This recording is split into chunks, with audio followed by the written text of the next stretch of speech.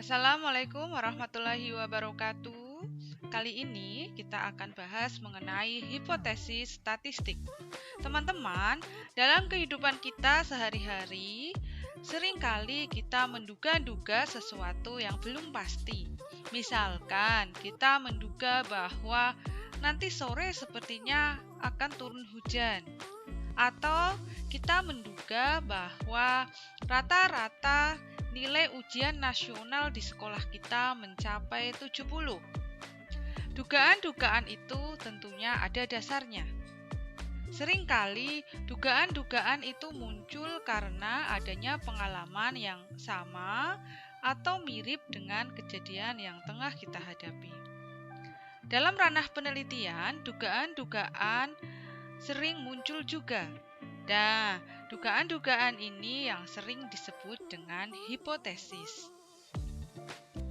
Di hipotesis dapat diartikan secara sederhana sebagai dugaan sementara. Jika kita maknai secara bebas, hipotesis adalah dugaan sementara yang masih diragukan kebenarannya. Nah, untuk bisa memastikan dari pendapat tersebut, maka suatu hipotesis perlu diuji kebenarannya, yaitu melalui sebuah percobaan atau sebuah penelitian. Jika sebuah hipotesis telah diuji kebenarannya, maka hipotesis tersebut disebut sebuah teori.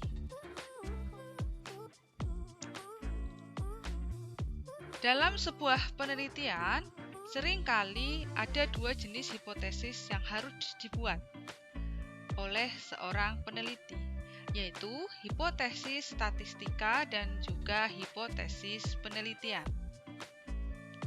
Hipotesis penelitian merujuk pada apakah hipotesis tersebut benar-benar terjadi pada sampel yang diteliti atau tidak.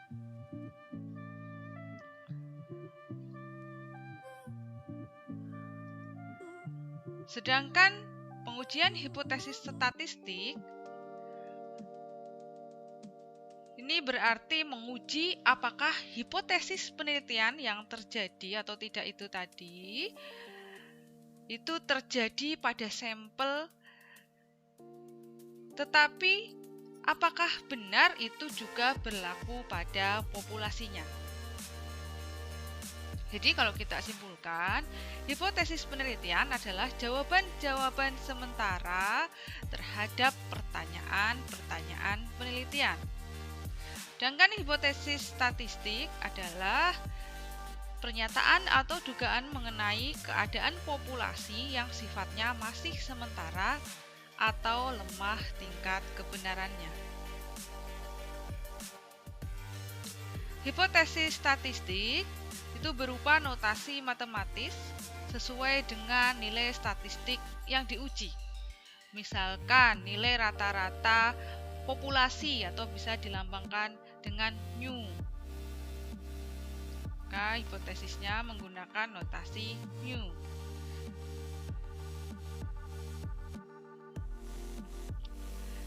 Selanjutnya, apa sih manfaat dari pengujian hipotesis?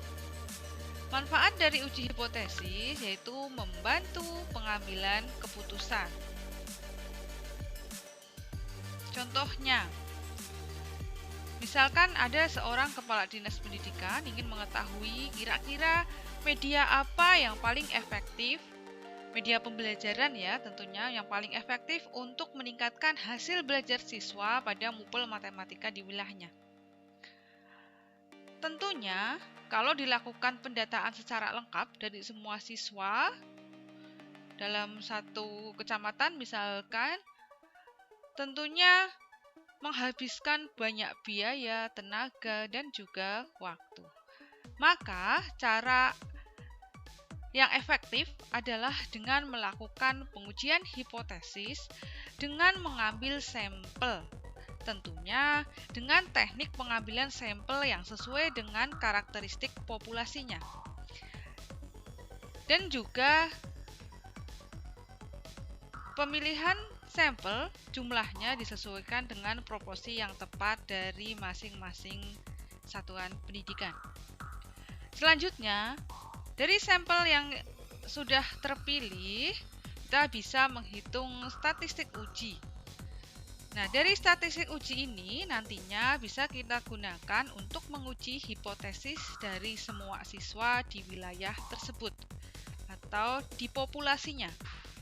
Sehingga nanti kita tahu media mana yang paling efektif digunakan untuk meningkatkan hasil belajar pada MUPEL matematika di wilayah tersebut.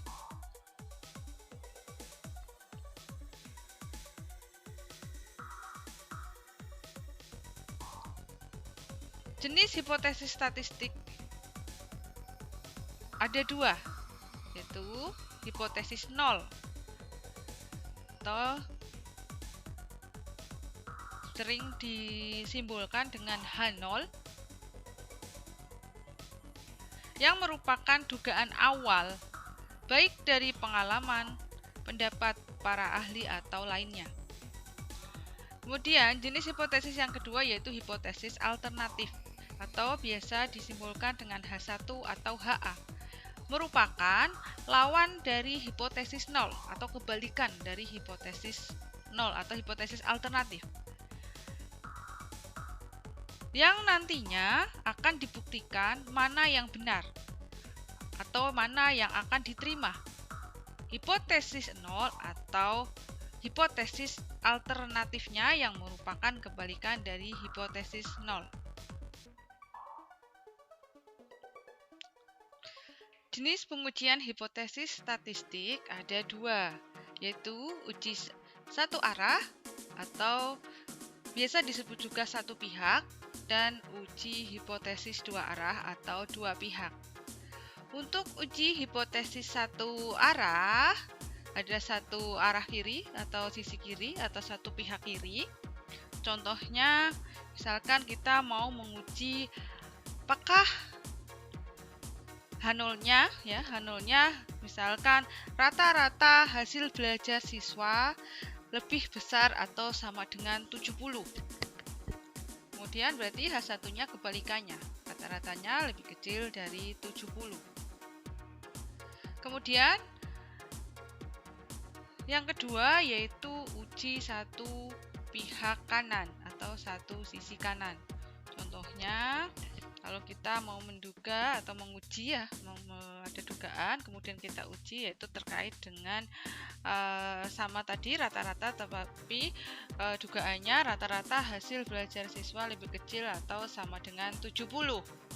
Untuk H0-nya berarti H1-nya atau hipotesis alternatifnya berarti rata-rata hasil belajar siswa lebih besar dari 70.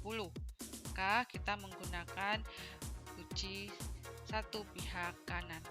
Kemudian jenis pengujian hipotesis yang kedua yaitu uji dua arah atau uji dua pihak. Penulisan hipotesisnya seperti ini ya. Jadi untuk H0-nya itu pakai tanda sama dengan, dan H1-nya berarti kebalikannya tidak sama dengan.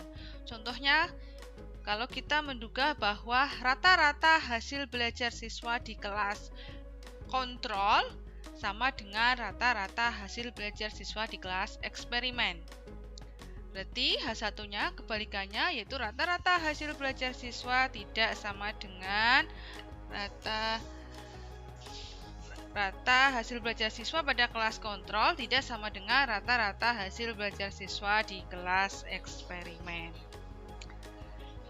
Kemudian ini untuk gambarnya. Jadi kalau pengujian satu arah ya, ini satu pihak kanan, itu daerah penolakan hipotesisnya itu ada di sebelah kanan.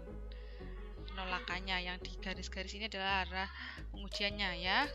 Kemudian satu pihak kiri, ini penolakannya ada di sebelah kiri. Kemudian untuk arah pengujian dua pihak, ini daerah penolakannya ada di sebelah kiri dan ada di sebelah kanan. Berarti untuk penentuan titik kritis atau nilai tabelnya, alfanya itu dibagi dua. Begitu untuk penjelasan saya terkait dengan uji hipotesis dan Untuk selanjutnya, materi selanjutnya terkait dengan kelanjutan dari uji hipotesis ini akan kita bahas di pertemuan berikutnya. Terima kasih, semoga bisa dipahami. Assalamualaikum warahmatullahi wabarakatuh.